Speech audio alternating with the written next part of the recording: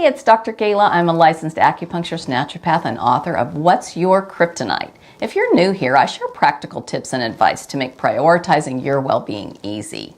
In this episode of Let's Talk Toxins, we're going to figure out how to reverse metabolism damage. Maybe you've been through a stressful period, you know you're not eating healthy, or you're just feeling like your metabolism has slowed down as you've gotten older. Whatever the case may be, we're going to talk about some ways to fix metabolism damage and get your body back on track. So let's start by talking about what metabolism damage actually is. Essentially, it's when your body's ability to burn calories and process nutrients is impaired. This can lead to weight gain, sluggishness, and many other symptoms. The good news is there are ways to reverse it. But first, it can be helpful to understand how the human metabolic process works. It might sound complicated, but it's actually just the way our bodies break down the food we eat and turn it into energy. As you can see, our body also uses the air we breathe and water we consume, sometimes in our food, in the process of creating energy. You can think about it this way. Our body uses everything it takes in to try to create energy. Some things are easy to use and others actually make it harder for your body to use the resources it has available. Toxins are often the obstacles that your metabolic energy system has to find a way to deal with. Since the normal process doesn't work with these substances, it wasn't designed to handle.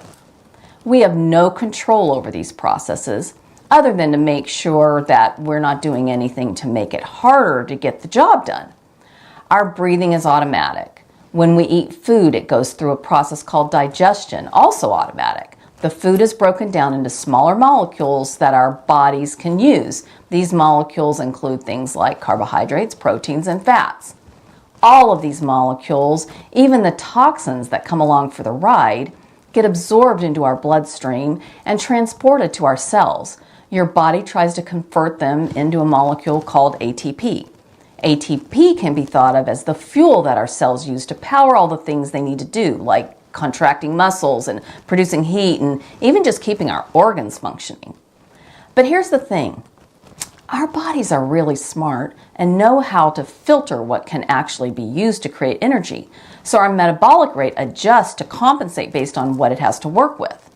There are a few things that can affect our metabolic rate that tend to compound the problem. For example, age, genetics, environment, and certainly toxins all play a role. Our diet and exercise habits are other contributing factors. Most people think that the biggest factor that damages metabolism is a poor diet. That can certainly be true. If you've been eating a lot of processed foods, sugary snacks, and other junk, your body may have become resistant to insulin, which is the hormone that regulates your blood sugar levels. This can lead to weight gain and other health problems. So the first step in fixing metabolism damage is to start eating a healthy diet. Another important factor is exercise. If you've been sedentary for a long time, your body may have lost some of its ability to burn calories efficiently. But the good news there is just going for a brisk walk or doing some light weightlifting can help boost your metabolism and get your body back on track. Your micronutrient intake is another factor that impacts metabolism. Your body needs a variety of vitamins and minerals to function properly. If you're deficient in any of them, it can affect your metabolism, so make sure you're eating a balanced diet that includes plenty of high-quality fruits, vegetables, whole grains, and proteins. A healthy, balanced diet is the best way to ensure that your body has the micronutrients it needs. But as you can see in my graphic, we might use supplements to address a deficiency in the short term while we're working to rehab our lifestyle and habits. Finally, it's important to get enough sleep. Your body needs rest to repair itself, and if you're not getting enough sleep, it can affect your metabolism as well. So make sure you're getting at least 7 to 8 hours of sound sleep each night. If you're looking to boost your metabolism, it will definitely help to eat a healthy diet and stay active. That way your body will be able to efficiently convert the food you eat into energy and keep you feeling energized throughout the day. To recap, metabolism is our body's energy system. Energy is created from food, water, and movement. Toxins that can't be used to create energy build up and clog our internal filters. And our metabolism is damaged when our internal filters are clogged beyond what our body can manage.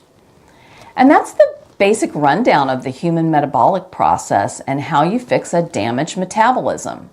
It's never too late to start. No matter how long you've been struggling with metabolism damage, you can always take steps to reverse it and get your body back on track.